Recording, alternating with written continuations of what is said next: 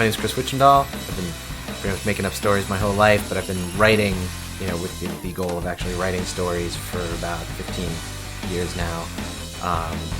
And I've been writing novels for, I guess, the past 5 years, and Doris Daring is my third novel. Well, I wanted to sort of do that like classic 30s pulp adventure hero, and a number of them, especially in the science fiction pulps, were also scientists. They were the science adventure heroes where, they were geniuses, but they were also prime physical specimens, and they could do anything. And that's one of the things I love about the old pulp stories, is your hero can do anything at any time, whatever you need. Doris Daring sort of came about that I wanted to do that kind of hero. I wanted to have that classic, alliterative, like, action name, Doris Daring. And but I also wanted the character to be a woman, because almost all of my characters were women. Doris Daring was also blogged, like my short stories and like my other novels, so they're very short chapters and it's very episodic, where they get into situations and then get right out of them and then into another situation. Like, there's not a lot of just sitting around.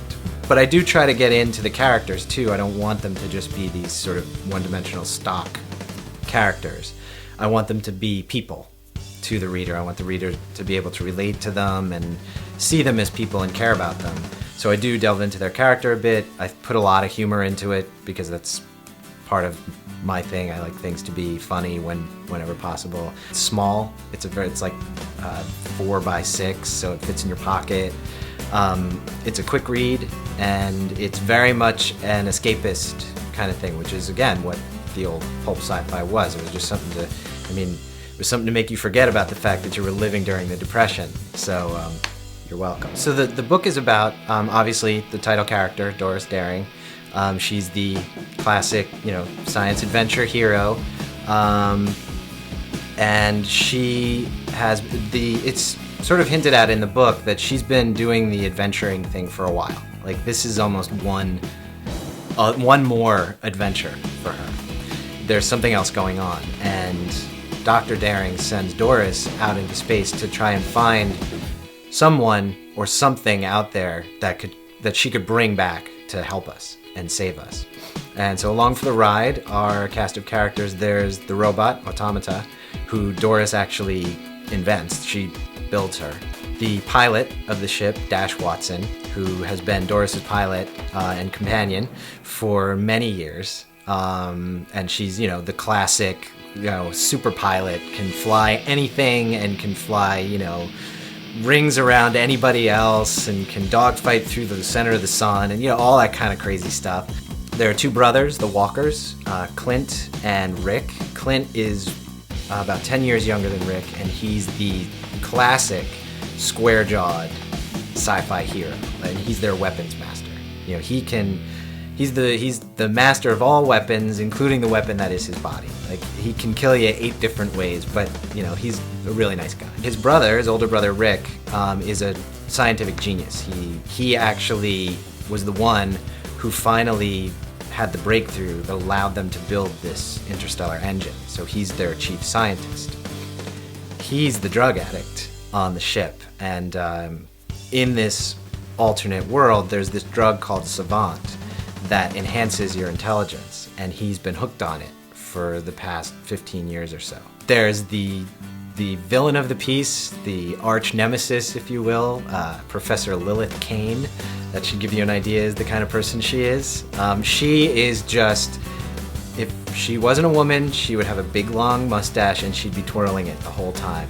All she's missing is the white cat. I mean, she is just villain. There's nothing redeeming about her. You're not supposed to like her. The art was done by a very talented woman named Kim Scoulios. I remember looking at her artwork, and it's a very, like Art Deco style, like very reminiscent of the 20s and 30s, and I thought, wow, this would be perfect for a science fiction story set in the 20s and 30s. It's not a style you'd initially assume would go with science fiction, but I think it goes really well, and I think it goes really well because of that.